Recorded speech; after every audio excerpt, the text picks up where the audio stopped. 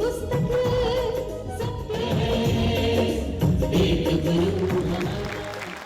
शानदार, बहुत बहुत धन्यवाद। हमने क्या हुआ अभिनंदन हम सब लोग करें। सभी की ओर से अभिनंदन। श्रीमान सुरेंद्र कुमार आर्य जी का तालियों द्वारा भी उनका अभिनंदन। और 4 वेद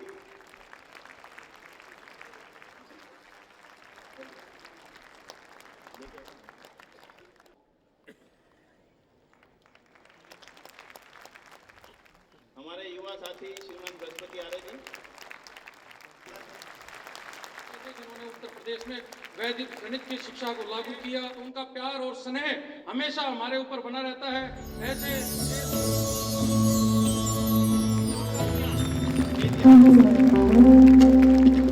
आ रहे हैं, ये छोटी बात नहीं है। एक बार कर्तन ध्वनि द्वारा उनकी भावना का अब अभिनंदन करें माननीय आचार्य देवव्रत जी। ओम असतो मां सद्गमय तमसो मां ज्योतिर्गमय मृत्युर्मा अमृतम गमय। ओम शांति। आज के हमारे इस कार्यक्रम के मुख्य अतिथि हम सब के लिए प्रेरणा स्रोत, बहुत ही धीर गंभीर, जिनका पूरा जीवन एक स्वच्छ छवि से परिपूर्ण राजनीति में रहा, मुख्यमंत्री से लेकर कृषि मंत्री और विभिन्न दायित्वों को संभालते हुए संपूर्ण देश आज जिनके हाथों में सुरक्षित है, ऐसे बहुत ही आदरणीय श्रीमान राजनाथ सिंह जी, भाई सुरेंद्र कुमार आर्य जी और मंच पर बैठे हुए सभी आर्य नेतागण, भारत के विभिन्न हिस्सों से पधारे हुए आर्य समाजों के विभिन्न संस्थाओं के अधिकारीगण, आर्य देवी और सज्जनों, गत वर्ष हमारा एक दल भारत के यशस्वी प्रधानमंत्री से मिलने के लिए, जिनमें भाई विनय आर्य जी, हमारे प्रधान जी, हम लोग गए थे और उनके सामने महर्षि दयानंद की 200वीं जन्म जयंती मनाने का एक लक्ष्य हमने निर्धारित किया। तो माननीय प्रधानमंत्री जी ने जाते ही बहुत सम्मान के साथ, बड़े आदर के साथ कहा कि इस पूरे आयोजन को भारत सरकार बनाएगी और उसी का परिणाम रहा कि जब हमने 200वीं जन्म जयंती का प्रथम कार्यक्रम दिल्ली में किया था, जिसमें बहुत बड़ी संख्या में भारतवर्ष से हम सब लोग आए और माननीय प्रधानमंत्री जी ने उस कार्यक्रम का शुभारंभ किया और उसके बाद आर्य प्रतिनिधि सभा दिल्ली ने जो कार्यक्रम किया था उसमें माननीय गृह मंत्री जी आए, अपने श्रीमान अमित शाह जी, और टंकारा में जो ऋषि दयानंद की जन्मभूमि है उसमें इतना बड़ा कार्यक्रम जो गत वर्ष आप सब लोगों ने मिलकर के आयोजित किया, वो एक ऐतिहासिक कार्यक्रम था जिसमें भारत की राष्ट्रपति श्रीमती द्रौपदी मुर्मू जी स्वयं पधारी थी। और इस प्रकार से बहुत बड़ा अभियान पूरे देश में वर्ष भर लगभग हर प्रांत में नहीं अपितु दुनिया के 52 देशों में आर्य समाजें हैं, वहां पर भी ऋषि दयानंद की जन्म जयंती के कार्यक्रम चलते रहे। इसके लिए मैं सार्वदेशिक आर्य प्रतिनिधि सभा का भाई विनय जी, सुरेंद्र आर्य जी और उनकी पूरी टीम को बधाई देता हूं कि जिन्होंने पूरे राष्ट्र में इस अभियान को तेजी से आगे बढ़ाया। हम सब इस बात को जानते हैं कि ऋषि दयानंद ने जब जन्म लिया उस समय देश विभिन्न प्रकार की कुरीतियों से ग्रस्त था। विदेशियों की गुलामी की जंजीरों में भारत माता जकड़ी हुई थी। इन सब चुनौतियों को महर्षि दयानंद ने स्वीकार ही नहीं किया, अपितु इनका एक एक करके समाधान भारत की जनता और दुनिया के सामने प्रस्तुत किया। उस समय बाल विवाह की प्रथा थी, कहीं कहीं इस देश में सती प्रथा की व्यवस्थाएं थी, नारी जाति को पढ़ने के अधिकार से वंचित कर दिया गया था, भारतीय संस्कृति सभ्यता लुप्त हो रही थी, मुगलों ने उस परंपरा को नष्ट करने का काम किया था, रही सही अंग्रेजों ने बर्बाद कर दी थी। ऋषि दयानंद ने अपने शिष्यों के द्वारा उस गुलामी की जंजीरों से मुक्त कराने की दिशा में 1902 में उनके परम शिष्य स्वामी श्रद्धानंद जी ने गुरुकुल कांगड़ी की स्थापना की, जिसका मूल उद्देश्य था कि इन संस्थाओं में ऐसे देशभक्त युवाओं का निर्माण हो जो भारत की आजादी के काम आए, इस देश की संस्कृति को बचाने के काम आए,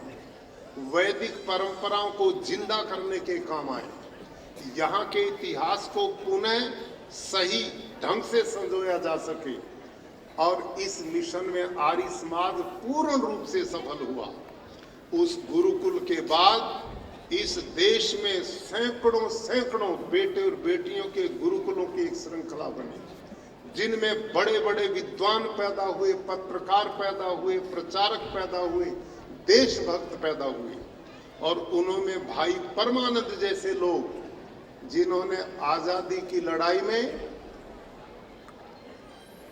बड़े बड़े सरदार भगत सिंह और आगे चल करके राम प्रसाद बिस्मिल जैसे एक नहीं बहुत बड़ी श्रृंखला ऐसी थी जो ऋषि दयानंद के राष्ट्र भक्ति के भाव से ओतप्रोत होकर के देश के काम आई। जहां देश की आजादी में आर्य समाज का बहुत बड़ा योगदान है, वहीं पर नारी शिक्षा के लिए, अछूतोद्धार के लिए, जात पात को समाप्त करने के लिए, राष्ट्र की एकता के लिए, अखंडता के लिए, राष्ट्रवाद का जो काम ऋषि दयानंद ने किया, वो आने वाले जितने महापुरुष थे उनके विचार ने सभी को प्रभावित करने का काम किया।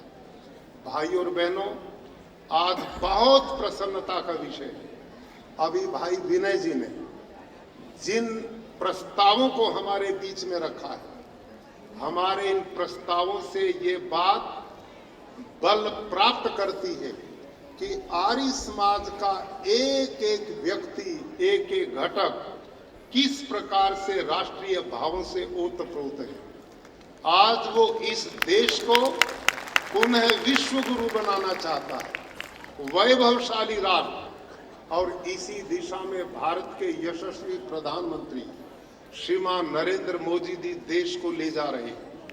आज राष्ट्र उसी प्राचीन वैभव जो खोया गया था उसकी पुनः विरासत को संजोया जा सके, भारतीय वैदिक परंपराएं स्थापित हो सके, हमारी भाषा जिस पर आर्य समाज ने हिंदी रक्षा आंदोलन चला करके बहुत बड़ा भारतीय मूल भाषा को बचाने का काम किया, आज इस देश में पुनः वो भाषा भी स्थापित हो रही है जिसको आज तक हम विश्व के कोने में, चाहे अंग्रेज अमेरिका में भी हवन हम वहां जाकर करते हैं, किसी भी देश में आर्य समाज के कार्यक्रम चलते हैं, 52 देशों में वहां की भाषा कोई भी है, लेकिन आर्य समाज अपने कार्यक्रम हिंदी भाषा में ही वहां संचालित करता है।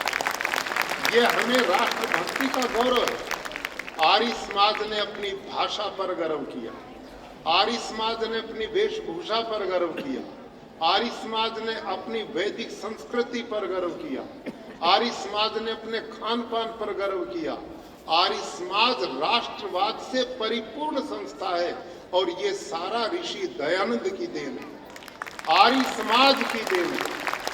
आज जिस गति से भारत आत्मनिर्भरता की ओर बढ़ रहा है और प्रधानमंत्री ने 2047 तक एक विकसित भारत का रोड मैप हम सबको दिया है, आर्य समाज इसका स्वागत करता है।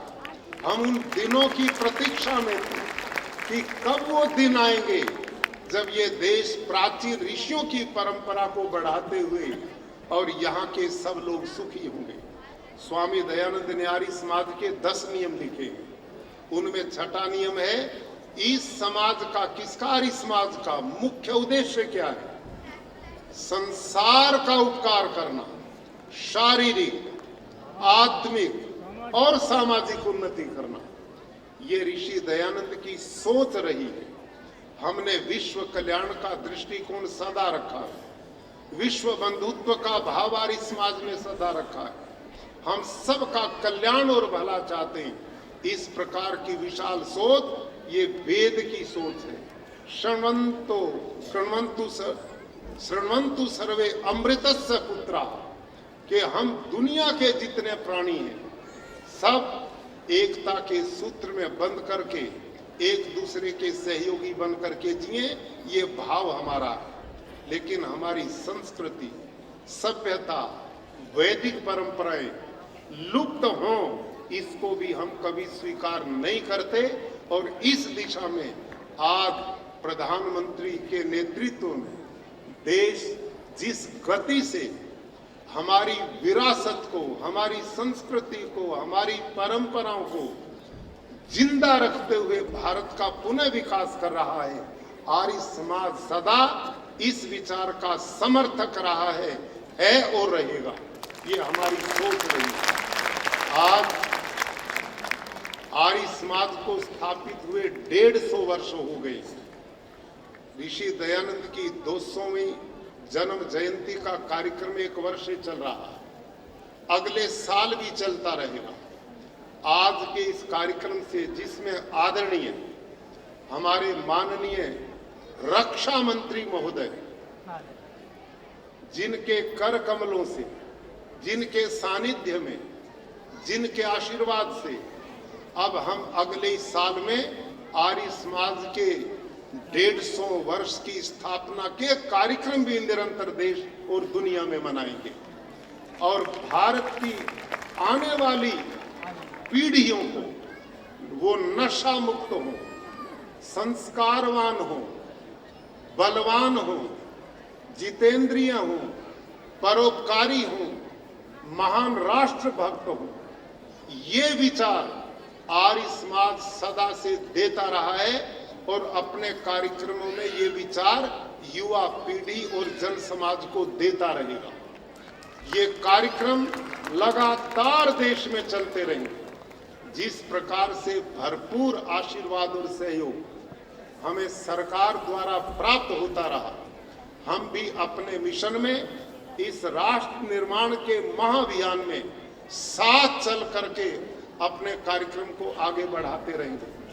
अंत में मैं आप सबके बीच में माननीय रक्षा मंत्री जी का विशेष आभार इसलिए भी व्यक्त करता हूं, व्यक्तिगत रूप से जिस प्रकार से एक बालक अपने बड़ों के पास जाकर के सुख की प्राप्ति करता है, मैं वास्तव में अंतःस्थल से बोलता हूं। जब मैं गवर्नर बनाया गया तो पहली बार मैं दिल्ली में इस प्रकार से राजपुरुषों से मिलने का मुझे अवसर मिला था और उसमें सबसे पहले कटसी कॉल के लिए सबसे पहले मैं आदरणीय रक्षा मंत्री जी के पास पहुंचा था पहली बार, और साक्षात पहली बार मैंने दर्शन किए थे। इन्होंने मुझसे जाते ही पूछा, आपको ये जानकारी राज्यपाल बनने की कहां से मिली?